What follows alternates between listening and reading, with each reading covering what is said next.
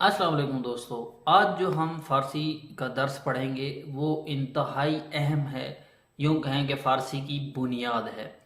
جیسے ہم مختلف اشارے کرتے ہیں اردو میں اور جملے بناتے ہیں، یہ میری کتاب ہے، یہ میرا پین ہے، یہ تمہاری کتاب ہے، یہ تمہارا پین ہے، یہ اس کی کتاب ہے، یہ اس کا پین ہے، یہ سنگل سنگل ہو گئے۔ آج ہم سنگل کے بارے میں پڑھیں گے، یعنی میں، تم اور وہ۔ میں حاضر ہوں یہاں پہ، تم بھی یہاں پر حاضر ہے اور وہ غائب ہے۔ تو تین چیزوں کے بارے میں ہم پڑھیں گے۔ اردو میں جیسے میں کہتے ہیں، تم یا آپ کہتے ہیں، اسی طرح وہ جو غائب ہے۔ تو فارسی میں کیا کہتے ہیں؟ فارسی میں میں کے لیے کہتے ہیں مین، تم کے لیے کہتے ہیں تھو، اور وہ جو غائب ہے اس کے لیے کہتے ہیں او۔ اب ہمارے پاس کوئی ایسا فعل ہونا چاہیے کہ جس سے ہمیں پتہ چلے، یعنی میں رکھتا ہوں، میرے پاس ہے۔ من دارم، تو داری، او دارد۔ میں رکھتا ہوں، میرے پاس ہے، تم رکھتے ہو، تمہارے پاس ہے۔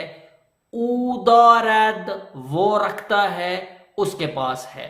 یہ تین چیزیں آپ نے حفظ کرنی ہے، مسٹ ہے اس کو یاد کرنا، کیونکہ یہ ہر جگہ استعمال ہوگا جملہ بنانے کے لیے۔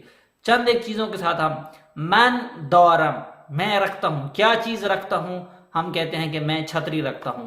من چھتر دارم، چھتر دارم، میرے پاس چھتری ہے، میں چھتری رکھتا ہوں۔ من انار دارم، میرے پاس انار ہے۔ تھو، تھوپ داری، تھوپ بال کو کہتے ہیں، تمہارے پاس بال ہے، تم بال رکھتے ہو۔ تھو پرتقال داری، تمہارے پاس مالٹا ہے۔ تھو پرتقال داری۔ او اسب دارد، او اسب دارد، اس کے پاس گھوڑا ہے، وہ گھوڑا رکھتا ہے۔ او چراغ قوے دارد، اس کے پاس چارج والی لائٹ موجود ہے۔ او چراغ قوے دارد۔ لہذا انتہائی آسان کام ہے اس کو سیکھنا، اور اس کی مزید جملوں کے ساتھ پریکٹس کی ضرورت ہے، اور انشاءاللہ بہت جلدی انسان سیکھ جائے گا، لیکن اسی انداز میں۔